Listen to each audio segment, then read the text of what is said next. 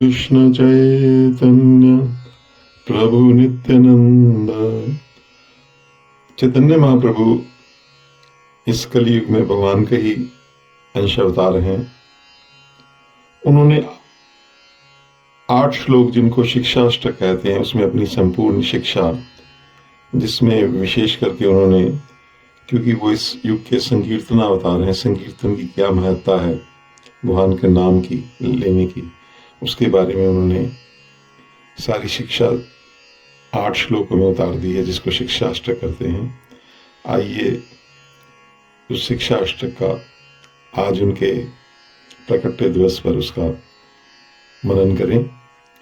चेतोदर्पणमार्जनम भव महादावाग्नि निर्वापनम शेह कैरव चंद्रिका वितरणम विद्यावधू जीवनम आनंदाम्बुधिवर्धनम प्रतिपदम पूर्णम अमृतास्वादनम सर्वात्मसमनम परम विजयते श्री कृष्ण संकीर्तनम। मैं उस श्री कृष्ण संकीर्तन की जय हो, जो इसलिए जय हो क्योंकि वो वर्षों से कई जन्मों का जो संचित मल है उससे चित्त के अंदर उससे उसको हटा देता है, उसका मार्जन कर देता है, साफ कर देता है। और बार बार जो हम ये जन्म लेते हैं, जन्म मृत्यु का ये जो महा अग्नि चलती जा रही है, महादावानल है, जैसे जंगल में आग लगी रहती है, उसको शांत करने वाला है। ये संकीर्तन जो यज्ञ है ये मानव के लिए परम कल्याण करने वाला है, श्रेय। और ये मंगल रूपी जो चंद्रिका है, चंद्र की जो किरणें हैं, उसका जन जन में उसको बांटता है, देता है उसको। और जो विद्या रूपी वधु है उसका तो मानवीय जीवन ही है। आनंदाम्बुधि, आनंद का जो समुद्र है उसकी ये वृद्धि करने वाला है। जो कृष्ण नाम लेता है उसके आनंद की वृद्धि हो जाती है। वो कृष्ण नाम हमारे द्वारा नित्य वांछित पूर्ण अमृत को हमें आस्वादन कराता है।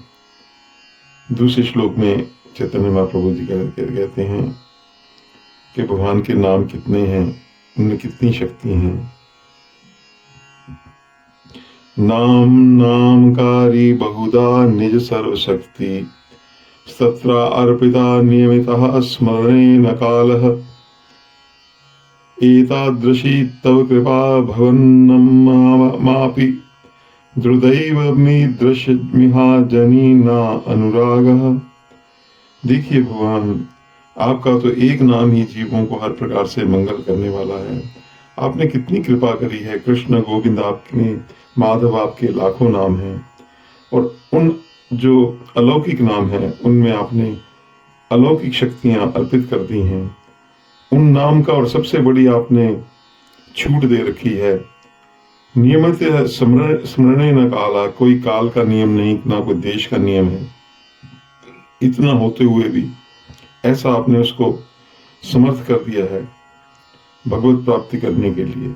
लेकिन मेरा दुर्भाग्य देखिए कि मुझे आपके नाम में अनुराग नहीं। ये हमको कह रहे हैं, उनका तो अनुराग, वो तो जहाँ चैतन्य महाप्रभु जहाँ खड़े हो जाते हैं वहां का जो पत्थर जड़ चेतन सब कृष्णमय हो जाते हैं, राममय हो जाते हैं, विष्णुमय हो जाते हैं।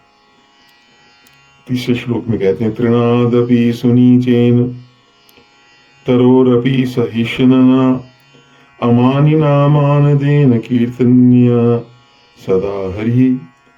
जो कीर्तन करने वाला जो जन हो उसकी कैसी मनस्थिति हो, वो कैसा होना चाहिए, उसमें क्या क्वालिफिकेशन है। वो अपने को रास्ते में पड़े हुए घास से भी, तृण कहते हैं घास का तिनके से भी अपने को नीच माने, वृक्ष से भी अधिक सहनशील हो, कोई किसी प्रकार का ताप, कोई कुछ भी कहे वो सहनशील हो। अमानिना, दूसरों को मान देने वाला हो, अपने मान की इच्छा ना करे। ऐसी मनस्थिति में ही कीर्तनीय सदा हरि, ऐसी स्थिति में ही सदा हरि का कीर्तन होगा। उसमें कोई इच्छा ना हो, न धनम, चौथे श्लोक में, न धनम न जनम न सुंदरीम कविताम वा जगदीश कामये मम जन्मनि जन्म ईश्वरे भक्ताद भक्ति रहैतु की त्वयि। हे सर्वसमर्थ जगदीश, मुझे धन एकत्र करने की कोई इच्छा नहीं है, कामना ना हो, ना मैं बहुत ज्यादा शिष्य अनुयायी चाहता हूँ, है ना। तो ना सुंदर स्त्री, ना कोई ऐसी मेरे मुख से कोई कविता रचित हो, इसकी इच्छा नहीं है। मेरी तो एक ही मात्र कामना है, मन जन्मनी जन्मेश्वर, जन्म जन्म यही कामना है कि आपके प्रति बिना हेतु मेरी भक्ति बनी रहे। भवताद भक्ति अहेतु की त्वयि, आपकी भक्ति बनी रहे, क्योंकि मैं आपका अपना दास भाव, वो उसके माने बता रहे हमारा भाव क्या होना चाहिए। ऐनंद तनुज किंकरम पतितम मां विस्मय भवाम्बुदौ कृपया तव पाद पंकज स्थित धूलि शीर्षम विचिन्त्य। हे कृष्ण नंद तनुज, हे नंद के पुत्र, मैं आपका नित्य किंकर दास हूँ, किंतु किसी न किसी प्रकार से मैं ये जन्म मृत्यु के सागर में गिर पड़ा हूँ। अब आप इससे मेरे को उद्धार करें और अपने चरण कमलों की धूलि का कण बना लें। नयनम गलदश्धारया वदनम गदगद्धरुद्धया गिरा पुलकैर्निचितं वपुः कदा तो नाम ग्रहणे भविष्यति। अब नाम करने के क्या उसके सात्विक भाव उदय होते हैं, हमको बता रहे हैं कि नाम लेते हुए ऐसा कीर्तन करो कि हमारे नेत्र जो हैं वो अविरल प्रेमाश्रुओं से भर जाएं। नाम उच्चारण करने मात्र से हमारा कंठ गदगद हो जाए और रुद्ध हो जाए और सारा शरीर में रोमांच हो जाए। अब वो अपना जो भगवान के लिए जब तक तड़फ नहीं होगी, उसकी विशेषता का वर्णन कर रहे हैं। युगायितम निमेषेन चक्षुषा प्रावर्ष्यायितम शून्यायितम स जगत सर्व गोविंद विरहेन में। हे गोविंद, आपके विरह में मुझे एक एक पलक झपकना भी जो एक युग के समान बराबर प्रतीत हो है। ऐसा हो जैसे हम सीता मैया जी का हनुमान जी जब देखे आते हैं कि देखी परम विरहाकुल सीता सोचन कभी कलप निमश निमश करुणा निधि जा ही कलप संबीत। उसका वो वर्णन कर रहे हैं कि वो कैसे भक्त का जब भगवान के प्रति वो एक क्षण भी उसका वो उनके रह नहीं सकता। नेत्रों से मूसलाधार बारिश का निरंतर अश्रु प्रवाह हो रहा है, तो आपके विरह में मुझे समस्त जगत शून्य ही दिखाई दे पड़ता है। अब भगवान के प्रति कितना आश्रय के बारे में बता रहे हैं कि अगर भगवान, ये 8वां अंतिम श्लोक है कि हम उनके सुख में सुखी हों, चाहे उधर से उत्तर आवे चाहे ना आवे, हम तो उनके ऊपर पूरी तरह से वो अस्वतंत्र हैं। वो जब जवाब देवें, मैं तो आपके ऊपर ही निर्भर रहूं। आशिलिष्य वा पादरताम पिनष्टुमा अर्दशनाम मृहदाम करोतु वा यथा तथा वा विदधातु लंपटो मत प्राणनाथस्तु स एव नापरः।